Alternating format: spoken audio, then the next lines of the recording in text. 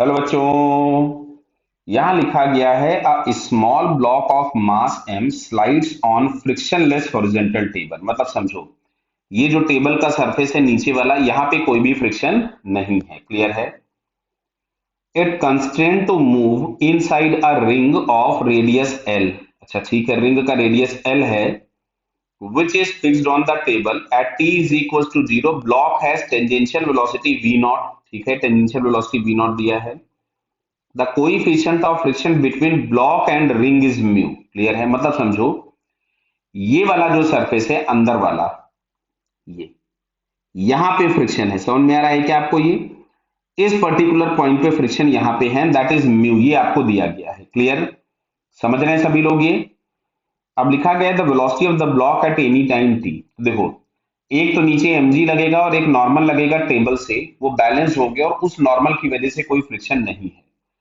जब इस ब्लॉक को हमने कोई वेलोसिटी प्रोवाइड की होगी तो इस पे एक नॉर्मल एक्ट होगा टुवर्ड द सेंटर, जिसको कुछ हम एन डैश लिख देते हैं, और यही एन डैश हमारे पास सेंट्रीपिटल का काम करेगा।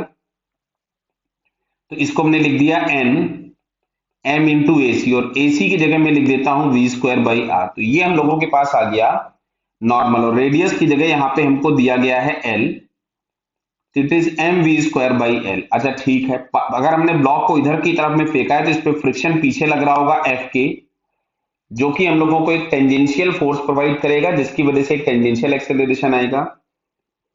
तो यहां से एफ के इज इक्वल्स टू हम लोग लिख सकते थे म्यू इंटू एन, जिसको हम लोग लिख सकते थे M into A T, and it is M V square by R. तो टेंजेंशियल एक्सेलरेशन बराबर हमारे पास आ गया V square by R. Clear है क्या?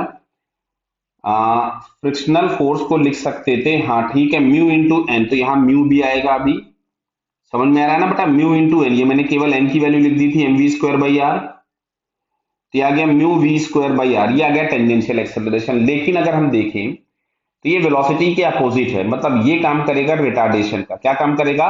रिटार्डेशन का। तो क्या हम लोग इसको ए को माइनस लिखें? समझ में आ रहा है? अब जैसे ही हम लोग यहां से इसको लिखेंगे डीवी अपॉन डी टी, तो हम लोगों को लिखना चाहिए minus of mu by R times V square. Clear? तो अब यहां से हमने लिखा DV upon V square is equal to minus of mu R into D T. T बराबर 0 पे इसकी इनिशियल वेलोसिटी दी गई थी v नॉट।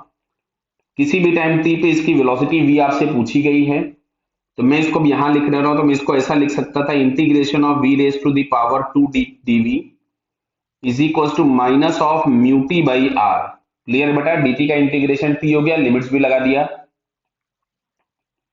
ये इंटीग्रेशन आपको मिलेगा minus of 1 by V naught to V is equal to minus of mu T by R. तो minus minus मैंने यहां से हटा दिया, ये आता है 1 by V minus 1 by V naught is equal to mu T by R. So it can be written as 1 by V is equal to mu T by R plus 1 by V naught. LCM ले लेते हैं अपन, तो are V naught LCM ले लिया तो मिलेगा mu T V naught plus R upon 1 by V. Clear है क्या? तो यहां से अगर हम लोग v की वैल्यू निकालें, it is R V naught upon R plus mu T V naught. Clear है? अब जरा चेक करते हैं चारों ऑप्शन में ऐसा कुछ दिया है क्या?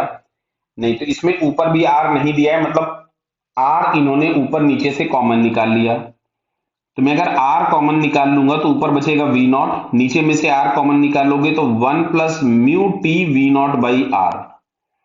तो अब जरा चेक करते हैं इस तरह का कोई ऑप्शन आपके पास दिया हुआ है क्या? चलिए साहब, कि वी नॉट अपॉन 1 प्लस, देखिए V naught upon 1 plus mu T V naught upon R. तो ये हम लोगों को फर्स्ट वाला ऑप्शन दिख रहा है। क्लियर है? तो फर्स्ट आंसर फिलहाल इसका हम लोगों के पास करेक्ट हो गया। क्लियर बेटा? तो first answer is correct. Okay, all the best.